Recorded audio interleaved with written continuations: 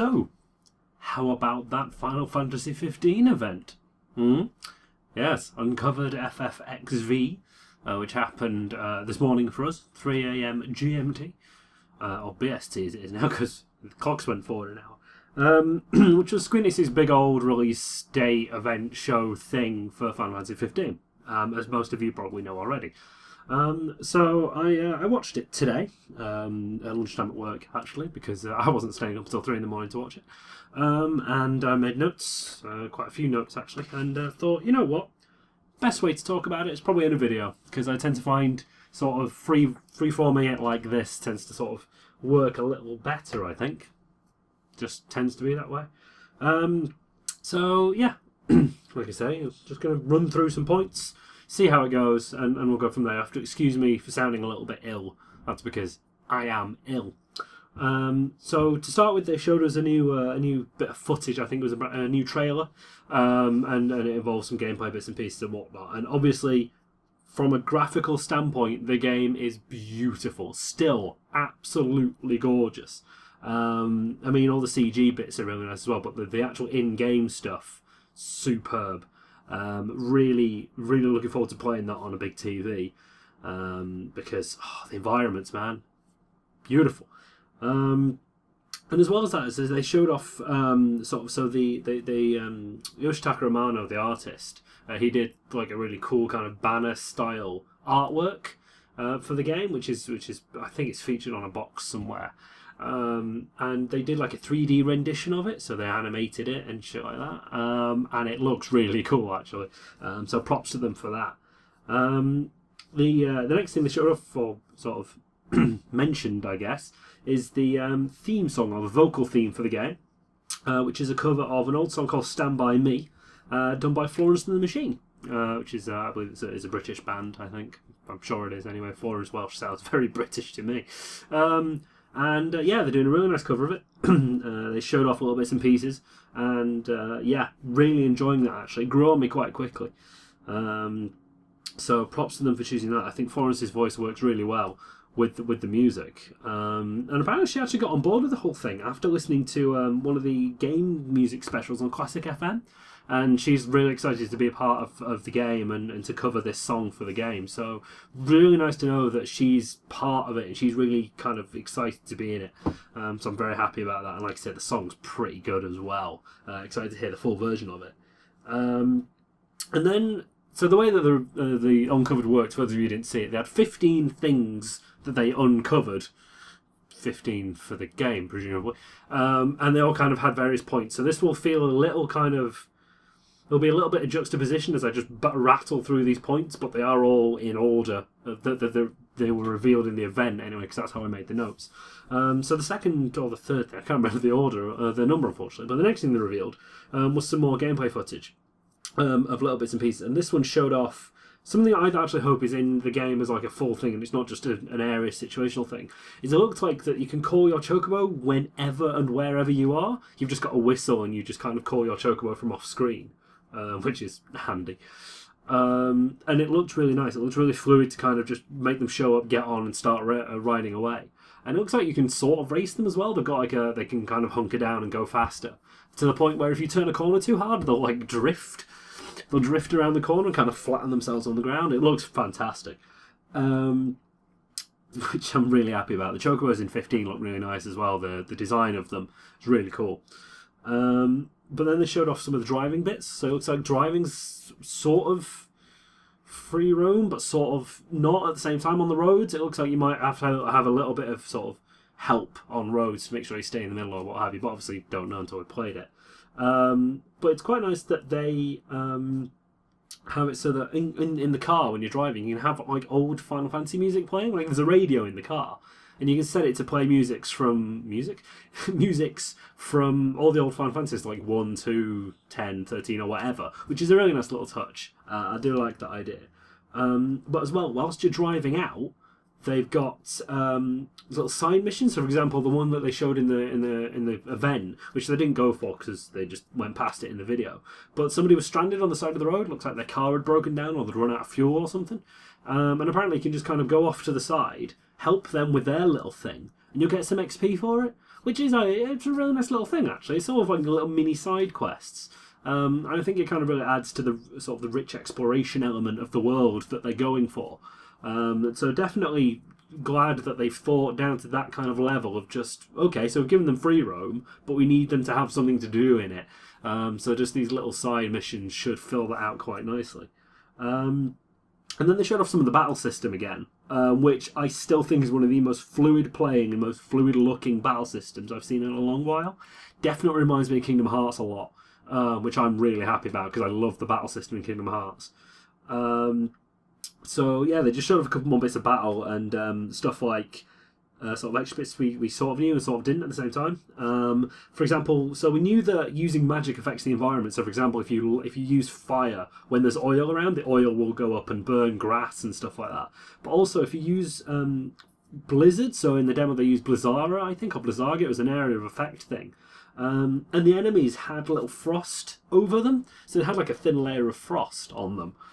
Which is really nice, getting down to that kind of level of detail in terms of models and how they interact with the environment.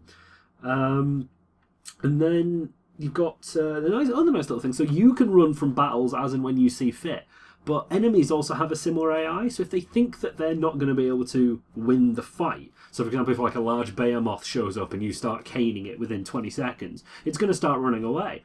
And kind of fleeing and recuperating health and whatnot, which is, again, really nice. It gives this whole sort of feel that the world is going on around you and that it's not just you stuck in this kind of sort of patrol thing where everyone just kind of does a certain thing. And the enemy AI is free to make its own choices as to whether or not it wants to fight you and things like that. It just makes the world feel a little bit more alive, a little bit more realistic, which is really good.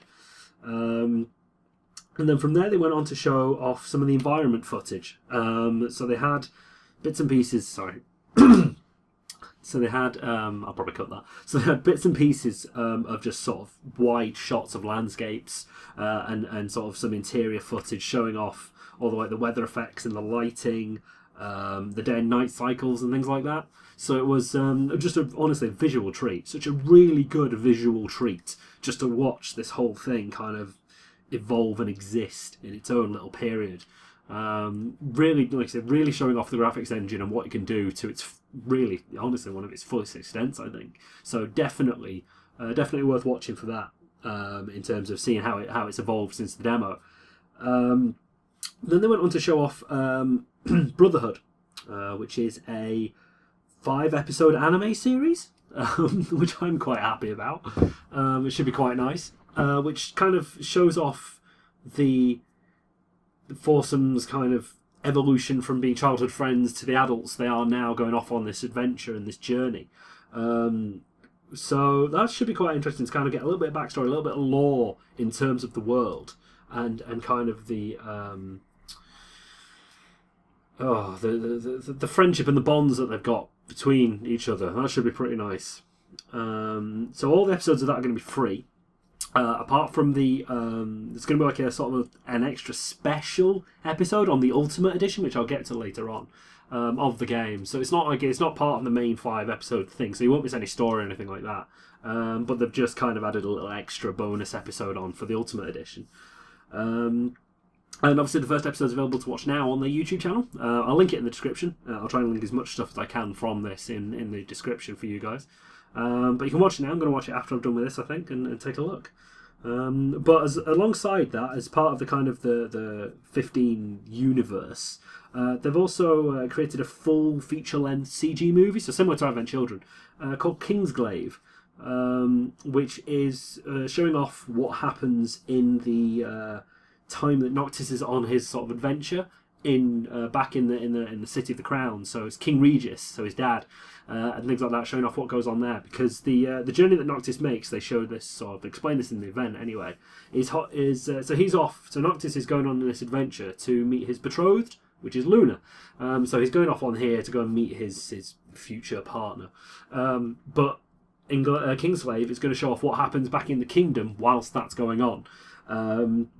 So it's got some really sort of high class actors and actresses in there. So you've got, as King Regis himself, you've got Sean Bean, which means the king's going to be dead within about 5 minutes of the movie opening. You've got Lena Headey as Luna herself. And you've also got Aaron Paul as Nyx, who is one of the sort of elite guards, I think they said, of the king. He's one of the main kind of bodyguard types and things like that. So that's all well and good. So that should be quite interesting. Like I say, it's a full feature-length thing. It's going to be available to stream and download, but they've also put it as a physical disc on the deluxe and the ultimate edition of the game, which again I'll get to later on. Then they showed off, well, in the middle of all that information, they showed off a one-of-a-kind Audi R8 for some bizarre reason. It's going to be produced, it's not going to be for sale, it's just going to be produced. Square Enix have probably commissioned it, which was designed for Kingsglaive. It looks very nice, actually. It's very well designed. It looks beautiful. But it's just such an odd thing that they've just commissioned a single car for the game, but whatever. It's not my money to spend. But there you go. So they then went on to mini games, so things like Blitzball, Triple Triad, Tetramaster, things like that. There's going to be one for 15 as well. It's called Justice Monsters 5, and it's basically pinball with some action RPG elements thrown in. Looks quite interesting, actually. You can play it in the game, and they've also announced that they're going to release like an app version of it. So it'll be on the iStore and the Google Play Store as well. So you can take it with you and just play Justice Monsters on the go, which I think is quite nice, actually. To have this little part of the game brought out into the real world. I like the idea of that, and apparently it is going to be free to play, but definitely not pay to win. They've said that from the get-go. That's definitely not what they're doing. Then they showed off something called the Platinum Demo, which is available now on the PS Store. Again, I'll see if I can find a link for that and put it in the description. So the Platinum Demo features a young Noctis going through kind of like a dreamscape with his friend Carbuncle, kind of showing off a bit of the exploration, a bit more of the kind of the engine and things like that. And once you get to the end, you basically fight a boss battle as older Noctis. There are some fighting elements within the demo itself, as far as I can tell, but there's also, like I said, the big fight at the end where you can kind of play about with some of the new weaponry and bits and pieces like that. And also, once you finish the demo, you get Carbuncle as a summon in the main game, actually. That's quite interesting. So it's the only way to get it, that they've announced anyway, is by playing the Platinum Demo. But it's completely free to play anyway, is the demo. And it's quite short thing. So you get through it, you get Carbuncle as kind of like a save file DLC for the main game, which is nice. It's nice to have something small there for people who played it. And, it's not really that key to the story, I guess. It's just an extra summon. So it won't be that bad. And they kind of rounded off, obviously, by announcing the release date, which for those of you who don't know is September 30th this year. So it's not too long to wait, which is good. But they also showed off the deluxe and the ultimate collector's editions of the game whilst they were there. So the deluxe edition, which is £70 in the UK, at least on the Square Enix store, comes with the Kingsglaive Blu-ray disc, a steelbook, obviously, because everybody loves it. The steelbook does look quite nice, actually. I'll see if I can put some images on this video, just to help. And a few bits of DLC, so extra costumes, a weapon, and a car reskin, as well as a couple of item packs and things like that. So that's all in there. And to be honest, £70 is a little bit steep in my opinion, but considering the game itself is about £45, you're getting a steelbook, some DLC, and a full-length movie for £25 extra. So it's not too bad in the grand scheme of things. It's still a little bit steep, in my opinion, as I say, but that is kind of generally how things are going, especially with Square Enix limited editions. They tend to be a little bit on the pricier end. But speaking of on the pricier end, the Ultimate Collector's Edition, which comes with those things as well. So it comes with a full version of Kingsglaive, two steelbooks, in fact, the entirety of the Brotherhood series, so the anime series, including, like I say, that bonus episode on Blu-ray. So you've got 2 Blu-ray movies, a special soundtrack disc, which features sort of selections from the soundtrack available to listen on Blu-ray players and whatnot. So that's 4 discs, including the game, which is what 2 steelbooks are for. Comes with about, I think it was about 192 pages on an art book. More DLC than the deluxe edition. So it comes with 4 packs of DLC. And I think the standard kind of like skin change and whatever. But as well as that, you get a variant of the Playouts Kai Noctis figurine, which isn't available outside the limited edition, for 190 quid in the UK, which I think is very, very overpriced. But I've seen a lot of people going for it, so obviously it can't be that bad. Limited to 30,000 editions worldwide, so obviously there's that collector's whiff on there. But personally, like I said, I think it's just very overpriced. I mean, I'm not very keen on the Playouts figures as they are. I feel like they're very clunky. And yeah, they pose well and they do look alright, but I'm really not keen on the way they do the joints on them. I don't really like the way it looks, but that's just, again, a personal thing. And the DLC packs, there's one of them called the Camera Pack. There's an Angler Pack, a Traveller's Pack, and something else as well. But the Camera Pack kind of irks me a little bit, because from the obviously this is all speculation from here on out, by the way. We don't know anything about the DLC packs. But the little thumbnail, the little image they had for the Camera Pack was Prompto with a proper camera. And I know that in-game, you can take photos on Prompto's phone and view them in like a gallery and things like that. But I'm really hoping that this Camera Pack DLC isn't like a photo mode. So for those of you who don't know, PS4, and I think PS3 did it as well, PS4 games, or some of them anyway, come with what's called a photo mode, which is where you can freely manipulate the camera and a couple of bits and pieces to get a screenshot of the game. And honestly, if they don't put that in FF15, I think that's a really big opportunity missed out, because that game is going to look gorgeous. 15 is going to look absolutely beautiful, and I want to take 1,000 screenshots of it. But if they're going to lock the photo mode behind a little bit of DLC, then that's kind of a shitty thing to do for such a small feature. But again, all speculation. We've no idea what the DLC is going to be like. It could literally just be an in-game item that has no value whatsoever. No idea yet. We'll have to wait until the DLC actually comes out, or we get more details on it from Square themselves regarding that. And that's where the event sort of properly ended. But they finished off by showing another sort of trailer with some more gameplay, some more CG bits and pieces. 2 key points from that. 1, you can ride on a boat. There is boat travel in the game. And 2, one of the cars you can get turns into a plane. It just literally, the wings come out of the boot and the jets come out the exhaust. It looks insane. And apparently what they're going to do with it is they're going to make it feel like you're actually flying a plane. So if you come down too fast, you're just going to bounce off the tarmac again. So you have to come in slowly and kind of ease your way down. So they're definitely going for that kind of realistic thrill of riding an aeroplane anyway. So that's pretty neat of them, I guess. Again, small details. This game seems to be all about the small details, and I am loving that. I am so excited that they're kind of going into this deep level of kind of gameplay and just general world building details and things like that.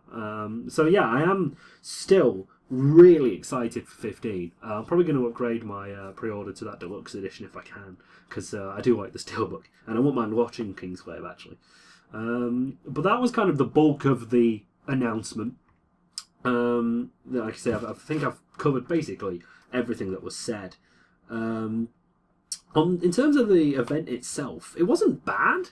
Definitely not worth staying up until 3 in the morning for, I don't think. I didn't feel like I missed anything majorly important that I couldn't have just picked up on a news site afterwards. And honestly, I'm quite glad I watched it afterwards, because the hosting, the 2 people that are hosting it from Kind of Funny Games, credit to them for doing it, but it felt so awkward. And at some points, it was so cringy just listening to this banter. And you can tell it was scripted. It was definitely scripted banter, I feel, because it didn't kind of click like it should have done. And yeah, it just felt very awkward, kind of them hosting the whole thing. So I found myself skipping through a lot of their kind of on-stage banter just to get to the good parts and the actual information that I wanted to hear. But definitely credit to Dave Fennoy for doing the voiceover things for like the announcements and whatnot. That was amazing.